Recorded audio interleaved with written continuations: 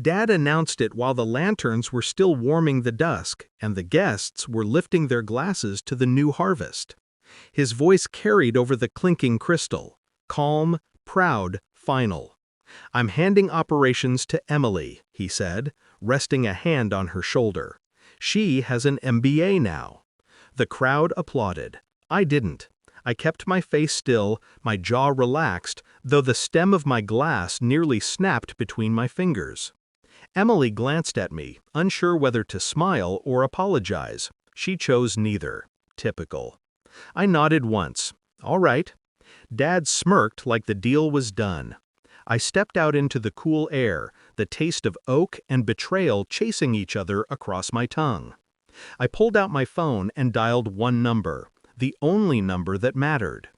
When he answered, I said 4 words: "Start the transfer, tonight." I wasn't always this measured. There was a time I worshipped this land, believed in it, believed in Dad, believed in the promise he whispered to me the night Mom died. "It'll all be yours someday. You're the one who understands it." I was 16 then.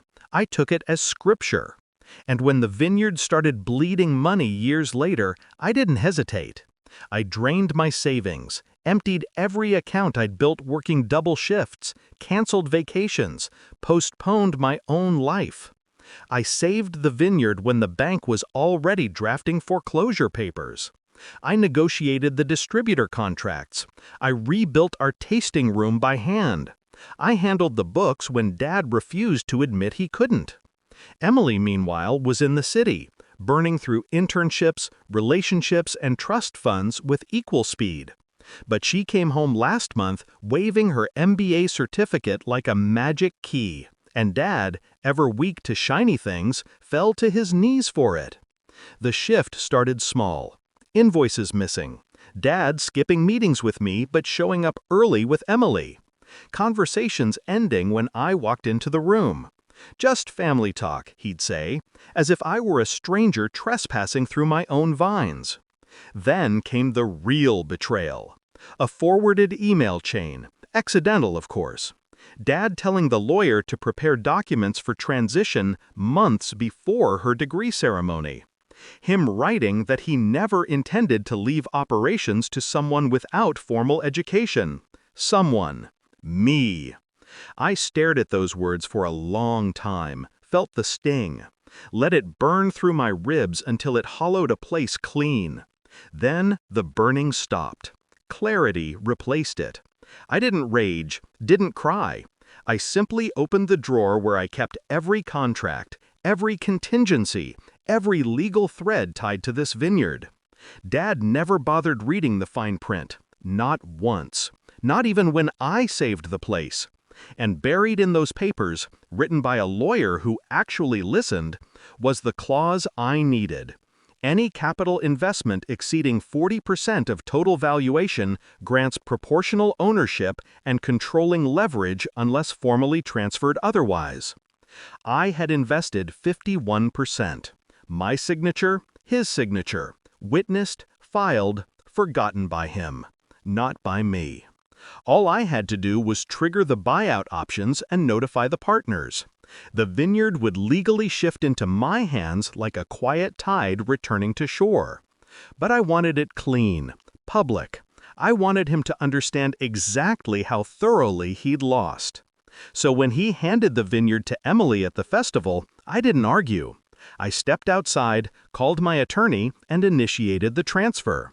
The trucks arrived at dawn, big white vehicles with the partner co-op's logo bold on the side. Dad stood in the gravel, blinking at them like they'd landed from another planet. "What the hell is this?" he barked.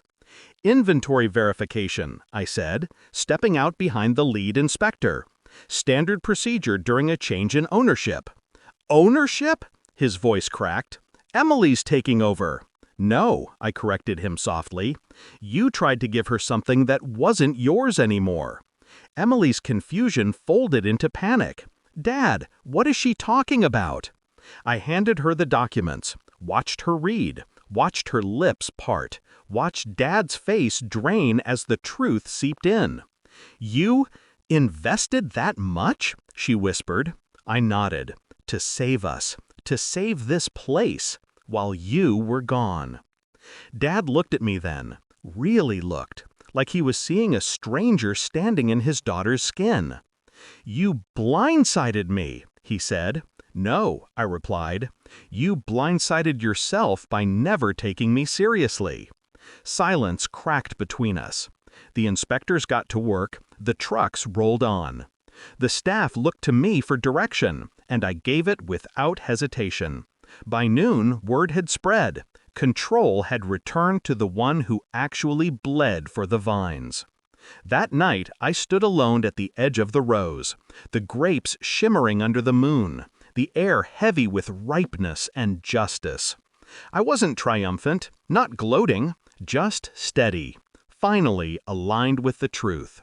They had both expected me to swallow betrayal and smile. Instead, I served consequences, quietly, professionally, irrevocably.